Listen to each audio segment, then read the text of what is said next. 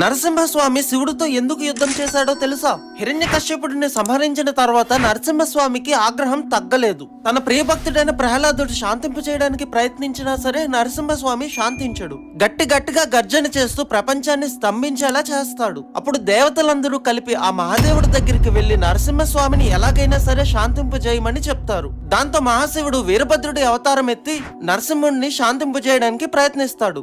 అది విఫలమవడంతో శివుడు అతి భయంకరమైన శరభావతారం ఎత్తుతాడు. శరభేశ్వరుడు సింహపు తలతో, గ్రద్ద రెక్కలతో, పదునైన గోర్లతో, పొడవాటి తోకతో ఉంటాడు. శరభ నరసింహుడితో పోరాడి ఓడిస్తుంది. అంత శక్తివంతమైన శరభ మరెవరో కాదు, ఆ పరమేశ్వరుడు అని గ్రహించిన నరసింహుడు శివుడిని శాంతించమని శివాష్టోత్తరం చదువుతుంది. దాంతో శరభేశ్వరుడు నరసింహుడిని తనలో ఐక్యం చేసుకుంటూ ఇలా చెప్తాడు: శివుడు మహావిష్ణువు పాలల్లో పాలలాగా నెయ్యిలో నెయ్యిలాగా ఎప్పుడూ కలిసే ఉంటారు అని. అందరూ చెప్పండి, జై నరసింహ స్వామికి.